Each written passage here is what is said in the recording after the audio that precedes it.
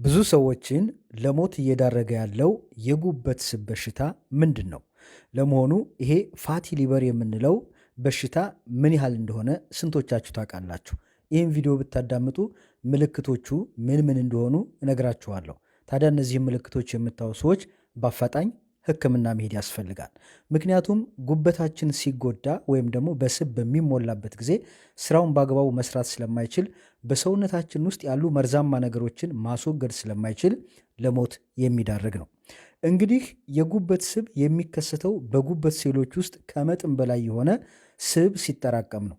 በተፈጥሮ እንግዲህ ጉበት ሳይበዛ ጥቂት ስብ በውስጡ ይይዛል። ነገር ግን የስቡ መጠን ከጉበት ክብደት ከ5% እስከ 10% በላይ ሲሆን እንደ በሽታ ይቆጠራል። በመጀመሪያዎቹ ደረጃ ላይ የሚገኝ የጉበት ስብ በአብዛኛው በአኗኗር ዘይቤ ለውጥ ወደ ጤነኛ ሁኔታ ሊመለስ የሚችልና ቀላል ነው። ነገር ግን ዋና ዋና የጉበት ስብ አይነቶች ምንድን ናቸው? እንግዲህ የጉበት ስብ በሁለት ዋና ዋና ምክንያቶች ይከፈላል። ከአልኮል ጋር ግንኙነት የሌለው ከአልኮል መጠጥ ጋር ግንኙነት የሌለው የመጀመሪያው።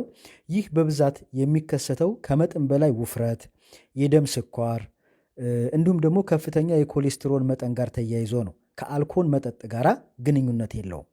ሁለተኛው በአልኮል ምክንያት የሚመጣ የጉበት ስብ ነው። ይህ ደግሞ ለረጅም ጊዜ ከመጠን በላይ አልኮል በመጠጣት የሚከሰት ሲሆን አልኮል በሚፈጭበት ጊዜ የሚወጡ መርዛማ ነገሮች የጉበት ሴሎችን በመጉዳት ስብ እንዲጠራቀም ያደርጋሉ። ሁለተኛው የበሽታው ደረጃዎች ምን ያህል ናቸው?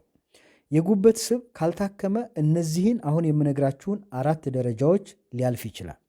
የመጀመሪያው ተራ የጉበት ስብ የምንለው ነው። ይሄ ስብ ብቻ መከማቸት እስካሁን ድረስ ወይም ደግሞ እስካለበት ሰዓት ድረስ ምንም አይነት ቁስለት አይኖረውም። ሌላው የጉበት መቆጣት ነው። ስቡ ጉበትን ማበጥ ወይም ደግሞ በጉበት ውስጥ በሚኖርበት ጊዜ እንዲያብጥ በማድረግና ማቆጥቆጥ ሲጀምር ነው።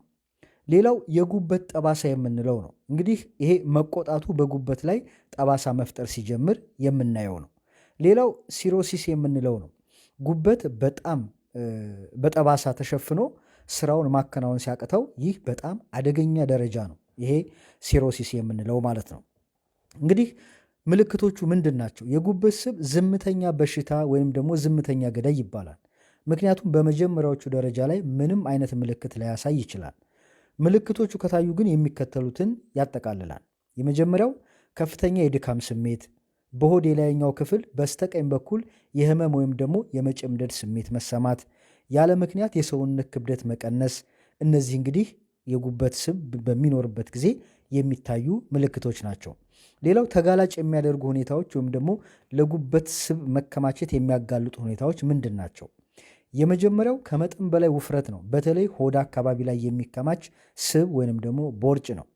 ሌላው የስኳር በሽታ በተለይ ታይፕ 2 የምንለው ሰውነት ኢንሱሊን በአግባብ መጠቀም ሲያቅተው ጤናማ ያልሆነ አመጋገብ፣ ጣፋጭ መጠጦች፣ ነጭ ዳቦ፣ ሩዝና ቅባት የበዛባቸው ምግቦች፣ ከፍተኛ የደም ግፊት እና ኮሌስትሮል፣ እነዚህ ተጋላጭነትን የጉበት ስብ እንዲጨምር ወይም ደግሞ ተጋላጭ እንድንሆን የሚያደርጉ ናቸው።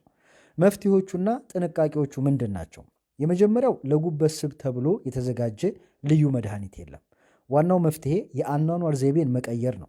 ክብደት መቀነስ፣ ከሰውነት ክብደት ላይ ከ5% እስከ 10% መቀነስ የጉበት ስብና እብጠት በእጅጉ እንዲቀንስ ያደርጋል። እንዲሁም ደግሞ የአመጋገብ ለውጥ ማድረግ ነው። አትክልትና ፍራፍሬ ማዘውተር፣ በፋይበር የበለጸጉ ምግቦችን እንደ ገብስ፣ አጃ መመገብ፣ ጣፋጭ ነገሮችን መቀነስ፣ አዘውትሮ መንቀሳቀስ፣ በቀን ቢያንስ ለ30 ደቂቃ የእግር ጉዞ ወይም ደግሞ ስፖርት መስራት፣ አልኮል ማቆም ጉበት ራሱን እንዲያድስ እድል ይሰጠዋል። ስለዚህ እነዚህም ምልክቶች ካያችሁ አሁን የነገርኳችሁን ከላይ የጉበት ስብ ሊሆን ስለሚችል በአፋጣኝ ወደ ሕክምና በመሄድ አስፈላጊውን ምርመራ አድርጋችሁ የአኗኗር ዘይቤ በመቀየር አመጋገብን በማስተካከል በጉበታችሁ ውስጥ የተጠራቀመውን ስብ እንዲቀንስ ማድረግ ይቻላል ማለት ነው። እንግዲህ ለዛሬ ብታዳምጡት ያልኩት ይሄ ነበረ። ነገ በተመሳሳይ መረጃ እስከምንገናኝ በያላችሁበት ሰላማችሁ ብዛ። መልካም ጊዜ